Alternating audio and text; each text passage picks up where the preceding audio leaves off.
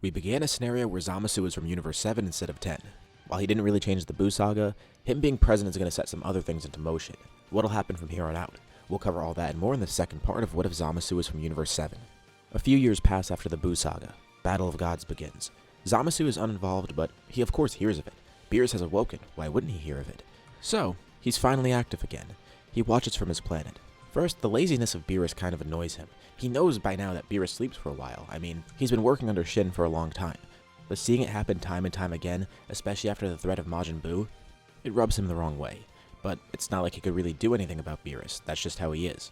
Are the other gods this incompetent too? But the worst part of it all is Goku becoming a Super Saiyan god. What a mockery, using godly ki, pretending he's a god just like them. He's not, he's just a lowly mortal. Now that he knows about these mortals, he's been keeping up with them, and since Buu happened, this is the first time anything big has gone down. But still, 2 times in a row, they've served to piss him off somehow. Plus, there's the fact that someone like Vegeta rebelled against Beerus.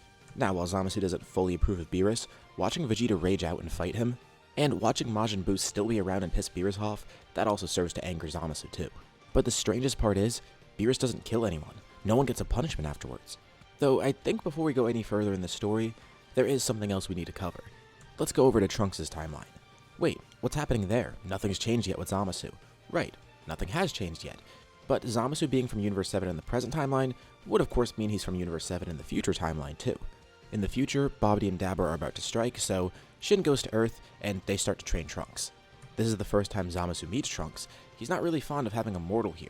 And while present Zamasu had his hatred slowly build up for the mortals, this one happens really quick. First off, Trunks being here. Second of all, Trunks being their last hope. But the thing that really sets him off is he learns Trunks traveled through time. He almost even confronts him about this, but he doesn't want to lose his cool. He'll just observe for now. So that means there's another timeline where, from the point when Trunks traveled back in time, things branched off. And what Zamasu doesn't know is that there's actually multiple timelines from this. All because of Trunks using Bulma's time machine. He wants to take some time to look into this, so he slips away at one point, and he goes for the time rings. And he expects to see 2 there, one for this timeline and then one for another, but there's multiple. This infuriates him to no end. Is this all because of Trunks? And what's happening in those other timelines now? Trunks is a sinner, and they're working with him. Why would Shin do that? It's blasphemous. We go to Earth. Zamasu in this timeline, of course, is going to be pretty much as strong as the one in the present timeline. And Trunks is there too. So, strong enough to kill Dabra. The 2 of them are able to kill him, and Shin lives. It seems like everything's all good now. They just need to kill Babidi and be done with it. Once Dabra dies, Babidi immediately goes on the defensive. But while Dabra was fighting them, Babidi noticed a very interesting opportunity. It's a last-ditch effort, but it's the only thing he could think of right now. Babidi disappears for a bit. Trunks and Zamasu look for him, but he's hidden not too far away, and Babidi works his magic. Shin tries to deal with Buu's egg, while Trunks and Zamasu are searching, but Zamasu then grabs his head and starts screaming. Babidi is trying to take over his mind. And Zamasu definitely has the mental fortitude to resist, but there is definitely a darkness within him that makes him susceptible. And as Babidi's trying to take him over, Zamasu realizes that this could grant him more power. He's not completely disillusioned just yet, but, you know, after these weeks and months with Trunks, he's really grown to hate the mortals, particularly him, and he's even grown disdain for Shin. Oh yeah, and even though we did cover Daima in the past timeline, since Dabra just died, that might set events into motion for it, but not right now in this story. So we will get to that later. But yeah, even without that happening either, Zamasu didn't have anyone influence him here, except for Babidi trying to talk to him right now. And on a whim, he decides to give in. He gets a massive power boost. Trunks is pretty strong at this point. In the anime, he defeated Dabra just as a Super Saiyan. In the manga, he went Super Saiyan 2 in this battle, and that's how he killed him, with not much effort. We'll go with anime's events here, since I usually lean towards doing those events, so we'll say Trunks is still a Super Saiyan here, and stronger than Dabra.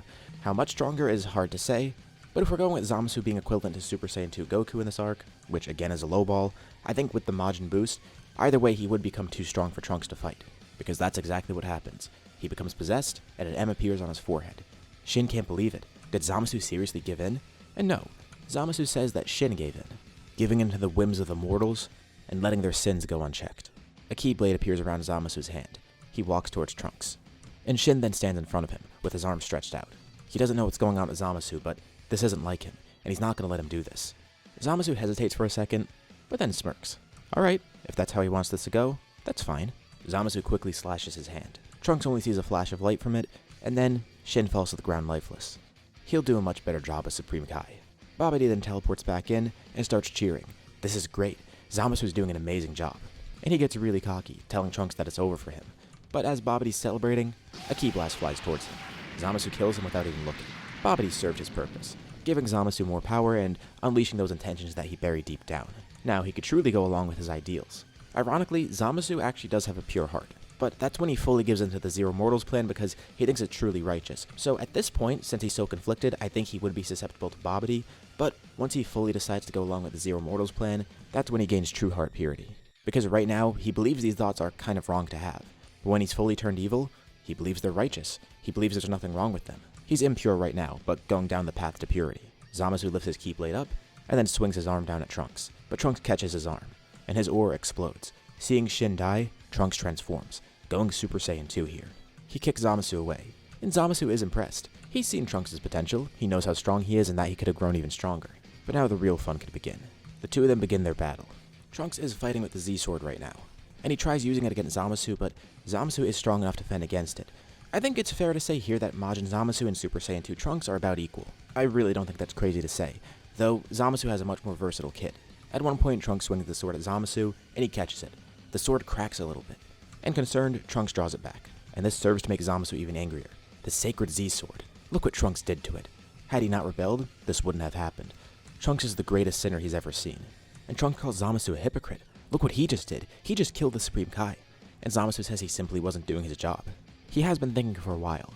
The world that they're in right now, it's imperfect. I mean, look what's happening here. Especially look what happened before in Trunks' Earth. Some guy was trying to play God and make androids stronger than anybody. They even indirectly killed Earth's guardian here. Those androids, Trunks' time travel, Cell. He knows all about Trunks' history. And the other histories that he's made too. So that's what it's about. Him time traveling. No, it's not just that. It's the insolence of mortals.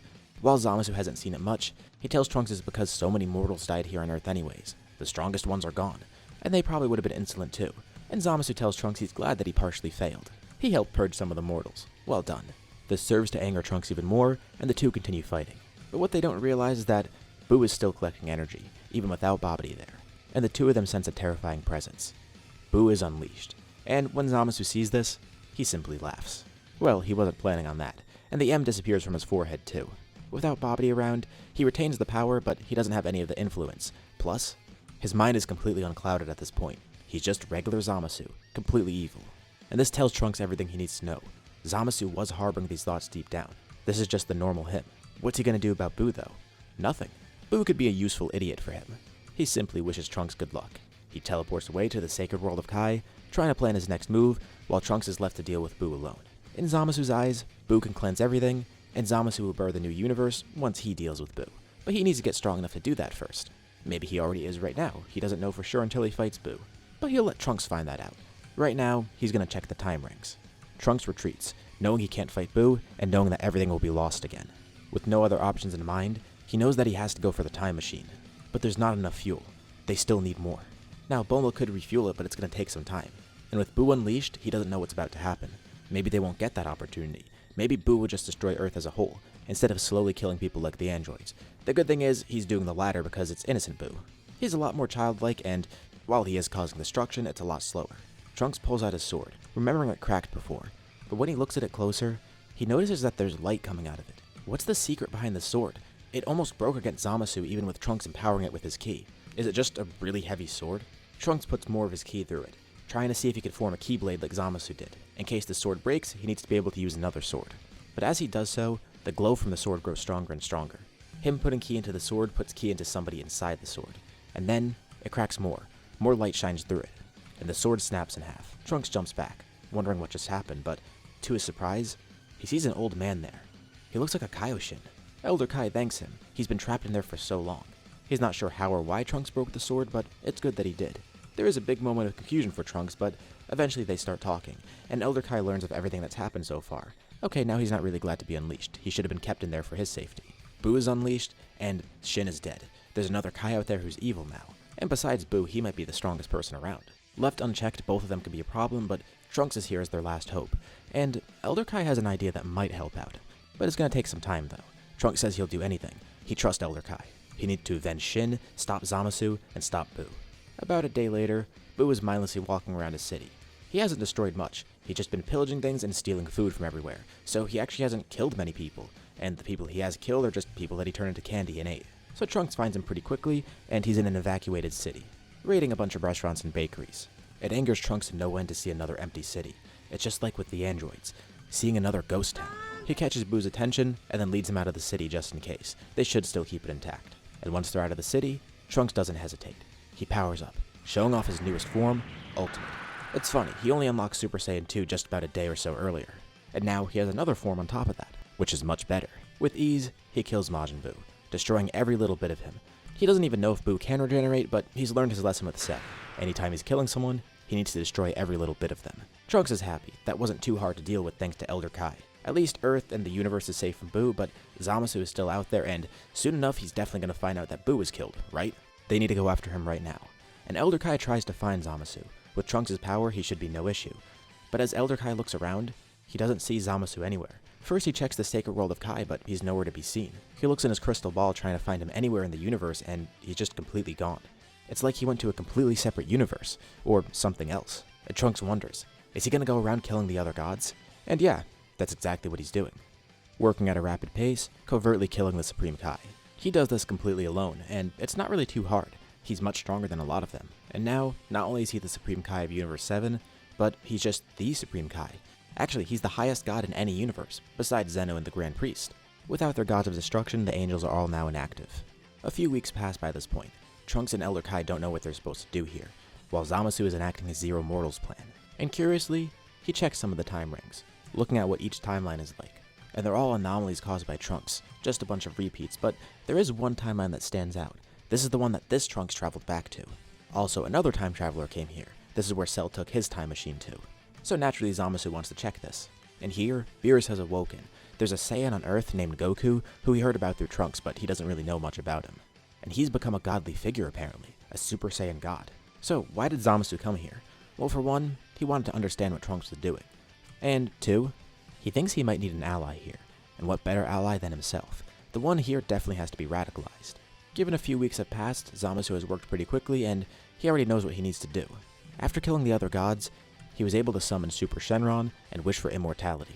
But even with immortality, he might need more power, and he has to be careful here since the gods are alive in this timeline. But, covertly, he's able to meet up with Zamasu from the present. At first, present Zamasu is really confused. Who's this other version of him? Future Zamasu explains, and present Zamasu learns everything about Trunks. He didn't really know anything about him. It never really came up in conversation, but to think there's mortals time traveling. And he also tells this Zamasu about Goku and everything that happened in the Buu saga here, and future Zamasu says that all sounds terrible. So, clearly the two of them share the same mind, right? He wants to kill Shin, doesn't he? Well, present Zamasu's not too sure. He was thinking about it, but he never did act upon it. He also does have ties to the Demon Realm too, which surprises future Zamasu. Weird. He met Shin's sister from the Demon Realm, and she's the queen here. Well, it looks like that'll probably happen in the future too, because now that Dabra's dead, somebody needs to fill those shoes. Anyways, future Zamasu is here to recruit this Zamasu, and present Zamasu is pretty unsure, but future Zamasu knows that he won't betray him. He'll give him time to think on it. He won't even act on it right now, but he lets present Zamasu know that he's going to go back to his timeline and cleanse that one. With his immortality, it shouldn't be too much of an issue. But once they move to the other timelines, he's going to need some extra firepower. He's lucky that his timeline is pretty weak thanks to everyone dying and all the gods being gone, but there are still some strong mortals in other universes, and other universes in other timelines. And you know what? Present Zamasu smiles. Sure, he likes this idea. It doesn't take much to convince him. Ironically, things happen in reverse. Future Zamasu is the one to recruit the Zamasu from this timeline. Usually it's the other way around with Goku Black recruiting future Zamasu. But here, both of them are pretty far along in their hatred of mortals. Future Zamasu sticks out a hand, and present Zamasu shakes it, and the two go in for a hug. The Zero Mortals plan is now in motion, and with that, we'll leave off here for now. What did you guys think about this part? What's going to happen next? Leave your thoughts and ideas in the comments below. I'd love to see what you guys think. As usual, be sure to drop a like and subscribe if you haven't already. It really does help with the channel, and it shows me you want to see more videos like this. Anyways, thank you all for watching, and I'll see you all in my next video.